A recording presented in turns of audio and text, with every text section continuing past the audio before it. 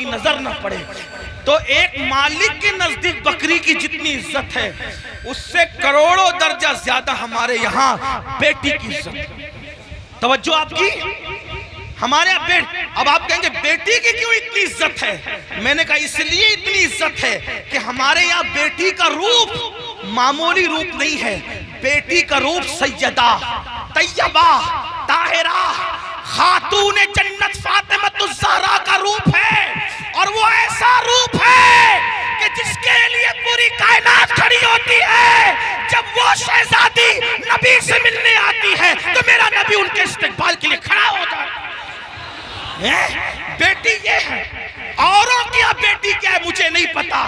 ہمارے یہاں بیٹی, اب سن لے بیٹی کیا ہے. ہمارے یہاں بیٹی فاطمۃ الزہرا ہے. ہمارے یہاں بیٹی بنت صدیق عائشہ صدیقہ ہے. ہمارے یہاں بیٹی حضرت سیدہ زینب کبریٰ ہے. جب بیٹے کٹ جاتے ہیں تو بیٹی ہی ہے جو پورے قافلے کو کربلا سے بچا بچا کر کے مدینہ منورہ تک لاتی ہے. نعرہ تکبیر. اس لیے بیٹی کی عزت, ہمارے یہاں بیٹی کی عزت اس لیے. ہمارے یہاں بیٹی برتن جھاڑو کرنے والی کا نام نہیں. ہمارے یہاں بیٹی کپڑے دھلنے والی کا نام نہیں. ہمارے یہاں بیٹی وہاں کھڑے رہ کر خطبہ دینے والی کا نام ہے. جہاں مرد کٹ جائیں تو پھر بیٹی بولتی ہے اور اس شان سے بولتی ہے کہ لگتا نہیں کہ بیٹی بول رہی ہے. ایسا لگتا ہے جیسے بیٹی کا بابا بول رہا ہے. اور ہوا دربار کوفہ اور دمشق میں جب علی مرتضیٰ کی باب مدینۃ العلم کی شہزادی زینب نے خطبہ دیا تو دیواریں دہل گئی اور لوگ کہنے لگے علی کہاں سے آ گئے. تو لوگوں نے کہا علی نہیں ہے, علی کی شہزادی بول رہی ہے. یہ ہمارے یہاں بیٹیاں, بیٹیوں کا مقام, اس لیے ہم بیٹیوں کو بہت عزت سے رکھتے ہیں, بہت عزت. ہمارے یہاں بیٹی جنت ہے, جنت. ہمارے یہاں بیٹی پیٹ میں ٹکڑے کر کے گٹر میں بہانے والی چیز نہیں ہے. بیٹی بیٹی چومنے والی. جو نبی کا غلام ہے وہ بیٹی کو کیسے ٹکڑے کر سکتا ہے؟ بلکہ ٹکڑے, توجہ کرنا جملے پہ, بیٹی کو نبی کا غلام ٹکڑے نہیں کرتا بلکہ اپنے جگر کا ٹکڑا قرار دیتا ہے. کیونکہ رسول اللہ نے اپنی شہزادی کے لیے کہا فاطمہ تو بدعۃ منی, وہ تو میرے جگر کا ٹکڑا ہے. تو بات دور نکلی. عرض کیا کر رہا تھا, آج سے پہلے جو بھی گناہ ہوا ختم کرو, توبہ کرو. جب اللہ والے موجود ہوں توبہ کرو. اللہ کی نے گارنٹی دی, اللہ نے وعدہ کیا, ان اللہ لا یخلف المیعاد, اللہ کا وعدہ خلاف نہیں ہوتا. کچھ بھی ہوا توبہ کرو, سچی توبہ. مگر توبہ کون سی؟ ہر مجمع میں جو کرتے ہیں وہ نہیں. کان کھینچنا, گال پیٹنا, استغفر اللہ کہنا, یہ والی توبہ نہیں.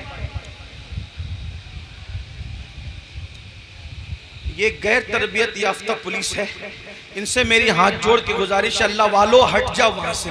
ان کو جگہ ہی نہیں ہے بیٹھنے کے لیے, وہ کہاں بیٹھیں گے میرے بھائی, ہٹو وہاں سے, ڈسٹرب مت کرو, بات آخری مرحلے میں ہے. یہی تو غیر تربیت یافتہ ماحول کی نحوست ہے. ایک بار درود شریف پڑھے آپ لوگ, ہٹو میرے بھائیوں, خاکی وردی والے میرے بھائیوں, اللہ تمہارا نصیبہ چمکا دے, وہاں سے ہٹ جاؤ. جگہ نہیں, وہ بیٹھیں گے کہاں, ان کو کھڑے رہنے تو, بات آخری مرحلے میں. ایک بار درود شریف پڑھیے. اللہ رب محمد صلی اللہ علیہ وسلم نحن عباد محمد صلی اللہ علیہ وسلم. پہلی بات تو سنیوں کے جلسے میں پولیس کا کوئی کام ہی نہیں ہے. ڈنڈے والوں کو, یہ ڈنڈے والی قوم نہیں, یہ جھنڈے والی قوم ہے. یہاں کوئی ڈنڈا نہیں نکلنا چاہیے. ہاں, اور اگر لوگ ہمیں کچلتے ہیں تو ہم ان سے محبت سے کہتے ہیں نہ کچلو, ہم کچلنے کی چیز نہیں ہے. میاں کو کچلا, مجھے کچلا, ناخن لگا دیا, یہ بھی آپ کی محبت کی نشانی لے کے جائیں گے. ہاں ناخن, اچھا اچھا معاف کیجئے, میں سمجھ رہا تھا میرے ساتھ حضرت فرما رہے خاکساران حق ہے, یہ میرے مجاہد ملت کی ٹیم. مجھے ایسا لگا پولیس والے, لیکن وہ میں سوچا تھا اتنی بدنظمی کیوں کر رہے ہیں. میرے بھائیوں, یہ غوث پاک کی محفل ہے. غوث پاک کی محفل جو سجتی تھی, یہ اس کا بچا ہوا حصہ, یہ ان کی خیرات ہے. اپنا کوئی کمال نہیں، جلسے والوں کوئی کمال نہیں، ایک غوث پاک جس کو بلاتے اس محفل میں وہ آتا ہے۔ یہاں ڈنڈے کا استعمال نہیں ہونا چاہیے۔ وہ خاکسارہ نے آپ کو میں سلام کرتا ہوں، مجھے ایسا لگا کہ پولیس والے، لیکن بہرحال ان کو بھی سلام، ان کی اللہ انہیں برکتیں دے، لیکن تھوڑا سا وہ بھی دماغ سے کام لیں، ان کو جگہ نہیں بیٹھنے کے لیے، کہاں بیٹھے گا انسان؟ اسٹیج پہ جگہ نہیں، لوگ کھڑے ہوئے ہیں، ہم ان کو ابھی بیٹھنے کے لیے کہتے ہیں اس پہ ظلم نہیں ہوگا، کیسے کہ ان کو بیٹھنے کے لیے، کیونکہ جگہ نہیں ہے، جگہ نہیں ہے۔ یہ تو حضرت اختر میاں رحمۃ اللہ تعالیٰ علیہ پر رسول اللہ کی خاص نگاہ ہے، ان کے مرشد حضور سرکار کلہ کی خاص نگاہ ہے کہ ان کی محفل میں اتنے لوگ جمع ہو گئے، ورنہ آج کس کے لیے کون آتا ہے؟ تو بات آخری کر رہا تھا، اس کو سن لے، بات ختم۔ ایک بار درود شریف بلند آواز سے، اللہ رب محمد صلی اللہ علیہ وسلم، نحن عباد محمد صلی اللہ علیہ وسلم، صلاۃ و سلام علیکم۔ آخری بات، کچھ بھی کیا توبہ کر، وہ والی نہیں، کان کھینچنا، گال پیٹنا، استغفر اللہ، وہ والی۔ کون سی توبہ؟ جیسے بکری کے تھن سے دودھ نکلے اور دوبارہ اسی سوراخ سے تھن میں نہ جائے، ایسی گناہ سے نکلو، پھر ادھر کا رخ مت کرو، پھر مت پلٹ کر جاؤ اس طرف، یہ توبہ۔ ایسی توبہ کرنے والوں کے ساتھ جنت کی ضمانت ہے، جنت کی بشارت ہے، سدھر جاؤ۔ تو بستی میں بات کر رہا تھا، بیچ میں نکل آئی کہ جب تک وہ زندہ تھے، بزرگ کہتے ہیں کہ اللہ ان کو معاف کرنے کے لیے تیار تھا، معافی مانگ لو میں معاف کر دوں گا، انہوں نے توبہ نہیں کی، اب مر گئے اور عذاب میں گرفتار ہو گئے، تو میں کہتا ہوں یہ اللہ ان سے صلح کر لے، اللہ ان سے صلح کر لے۔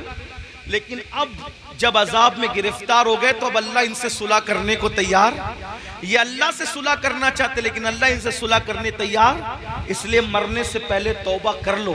جو حدیث پڑھنا ہے وہ یہ حدیث مختصر سے وقت میں پڑھتا ہوں، میرے وقت میں جو میں نے 1 گھنٹہ متعین کیا تھا 10 منٹ کا ٹائم رہ گیا، اس میں میں بات پوری کر لوں۔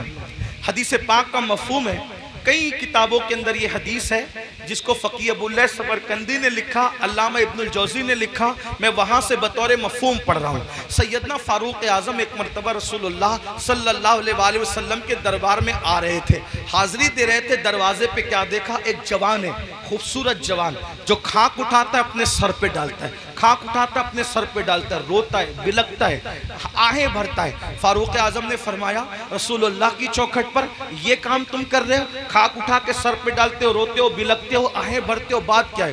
تو فاروق اعظم سے اس جوان نے کہا، اے میرے بھائی عمر، آقا کی بارگاہ میں حاضری دینا چاہتا ہوں لیکن ہمت نہیں ہے، حوصلہ نہیں ہے حاضری دینے کا، اس لیے میں یہ چاہتا ہوں کہ آپ اجازت لے لیں، آپ حضور سے عرض کر دیں کہ حضور مجھے اذن حضوری عطا کر دیں، حاضری کی اجازت عطا کر دیں تاکہ میں رسول اللہ کی بارگاہ میں حاضر ہو جاؤں۔